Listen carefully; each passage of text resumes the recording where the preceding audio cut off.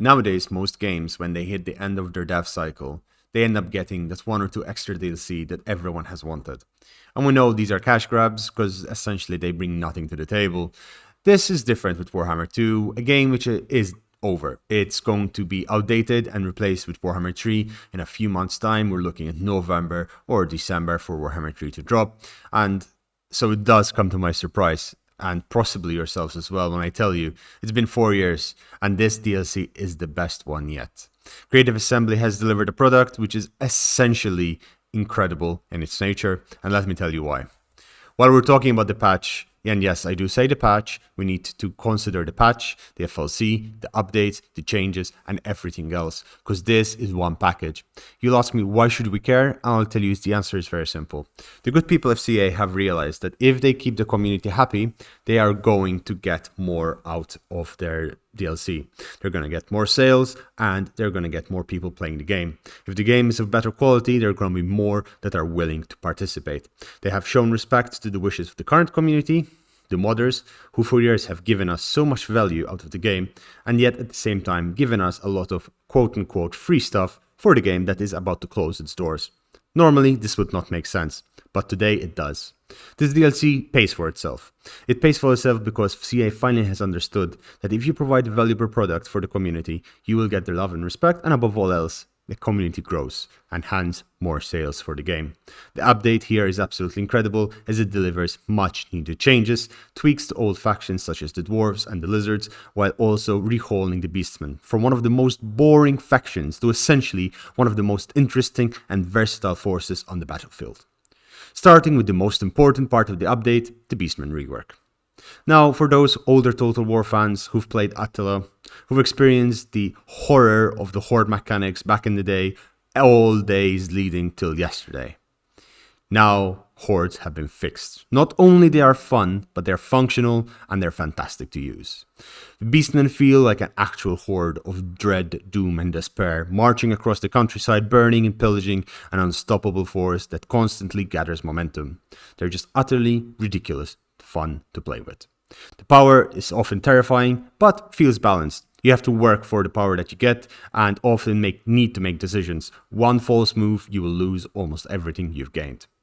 You need to take in consideration that there is a slightly broken mechanic for the new legendary lord, Torox the Brass Bull, who is the new DLC lord. Of course, this will be patched eventually, probably by the end of the month, as I do believe that it is a minor inconvenience. I will rate this part of the DLC a 9 out of 10 because such an incredible upgrade from what it was. And frankly speaking, Beastmen are now one of my favorite factions. The second part of the DLC, those are the Lizardmen. And now, we all knew how interesting the Lizardmen were. They were essentially the 99p vanilla cone, which was actually no vanilla in it, ice cream from the ice cream van down the corner. Now the skinks are exceptionally fun to play with, very powerful in the early game and into the late game.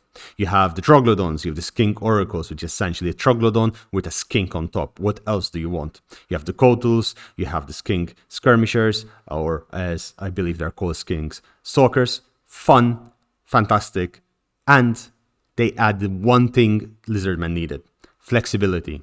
They need versatility on the battlefield, and they've gotten it. They are now an incredible force to be reckoned with.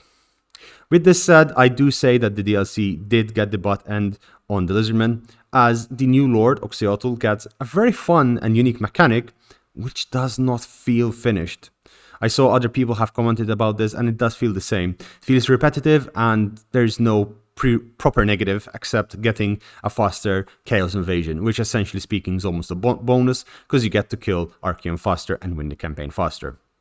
I do give the Lizards a 7 out of 10 because there could be so many more changes, tweaks and balances done that will improve them. Hopefully we'll see this in Game 3.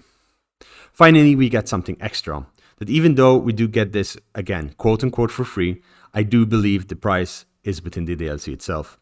Toric Ironbrow comes into the fray. The ultimate boomer dwarf that takes the normally slow and methodological, boring, very boring dwarf gameplay, and it gives it homing grudge throwers, exploding ballistas, and most importantly, rune magic. They have reworked the the Dawi, utterly. And the chaos that the Dawi cause now is insane. They are a new faction, essentially speaking, with just so many small new tweaks. They've changed the grudge system and how it works, and they have given so much unique flavor to a faction that needed the love so desperately. The questions that you will ask is, does the DLC have bugs? And yes, it's a software program, of course they do. But they seem to be few and far in between, as in my 50 hours or so of playtesting the DLC, I did not find anything that was game-breaking. I did see graphical bugs, or I did have to reload sometimes, but nothing really broke my immersion. The one thing which I would like to see fixed is Torok's Rampage, and as I mentioned earlier, I would like to see Oxyotl's mechanic fixed and updated. Maybe even the dwarves would need a little bit of touch-up, but this will come after we have played the game for a significant amount to see what people feel about it. Because essentially, it's just personal flavor that I believe is needed. The reason I included the Dawi in this review is very simple. This DLC, and I will call this patch a DLC, is a result of the community. It's a result of the community that has stayed loyal to the game from the start. The reason this DLC is such a quality is because there are so many of us. We are a lot, and we have only been increasing in number. You guys that watch videos, that play the game, interact with streamers, interact with the company, you're absolutely wonderful. And you have done an incredible job of giving feedback and supporting a company. So much so that the company felt that it could afford and it was financially viable to provide a DLC of this quality so late in the day. And I do say thank you to CA for doing so, because listening to the community is something that a lot more developers should do, so I do take my hat off for them.